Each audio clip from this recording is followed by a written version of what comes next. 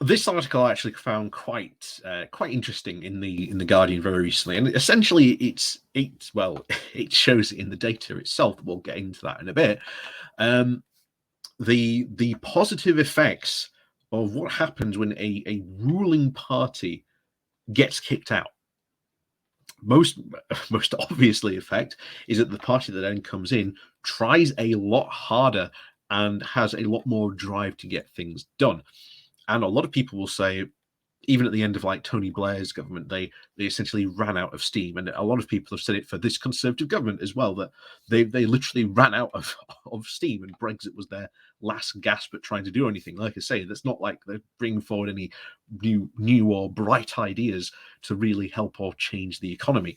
Even their leveling up strategy is, well, it completely failed before it even decides to try and make any concrete proposals into actually how to level up the country.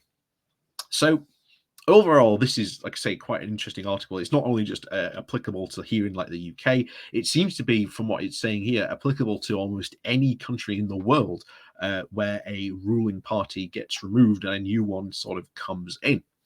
So as always, before we do jump into this article, please do remember to hit that like, share, and subscribe button. And of course, down below there are links to my Patreon page and a rotation link called Buy Me a Coffee, where you can, well, buy me a coffee. And as always, thank you very much to all those people who do help support the channel that way. And there's also the YouTube memberships open down below as well. So this comes from The Guardian with the title of Why It's Good for a Country When Its Ruling Party Gets Kicked Out. Elections are often a choice of maintaining the status quo or voting for change. But does it matter whether the incumbent or the insurgent wins? Yes, concludes a fascinating new study of thousands of national elections since 1945. The researchers find that in very close elections, that turnovers, when the incumbent party leader or party leader loses, it improves a country's economic GDP, inflation, and unemployment, and of course, a wider performance of trade, peace, and human development. Although, again, a positive effects are bigger in presidential systems than poor countries. The electoral turnovers are also lead to less corruption, which is always nice. I'm afraid the paper, of course, is silent on whether it leads to, shall we say, fewer parties in Downing Street or other seats of power. But before Labour gets all excited, it's worth noting that the effect is not down to whether the winners are left or right wing. So what's going on is the newly elected leaders are more likely to get things done. They put more effort in because they've got a lot more to prove reputationally. Again, makes perfect sense when you think about it. It doesn't matter if it's a left or a right winger that's that, the underdog to win the election.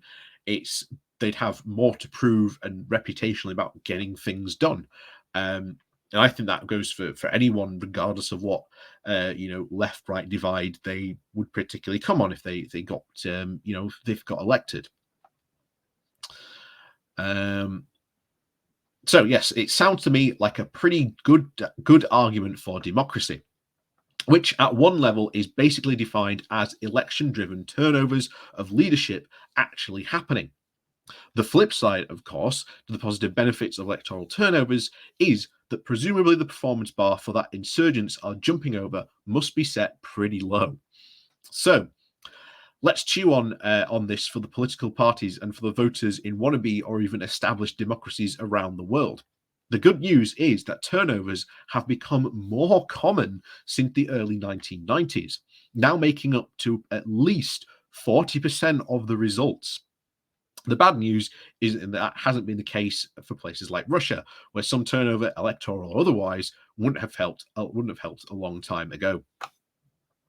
So again, I think that's kind of fascinating when you again take a look really at the numbers and really what's going on here in this, and especially for the fact that since the 90s, about 40% of all elections have been like a turnover. That will be very interesting to see if we go further, whether that increases or not, or whether it sort of settles at that. So to be honest, it's a lot to mull over for certainly any political parties to really get their teeth into.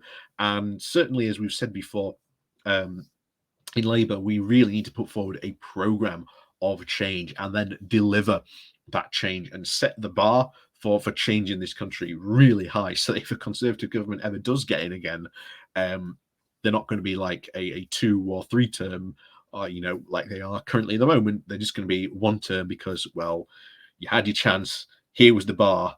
Oh, sorry, here was the bar, and you only came about here. So ultimately, yeah, this is definitely very, very interesting reading. I definitely recommend, like I say, there's a link in the article to the link to the full thing. Definitely does make for very interesting reading where it does cover sort of the Western countries where this does affect it a lot more. The more richer countries do have a lot bigger impact on them rather than poorer countries, that was said there, which is a bit,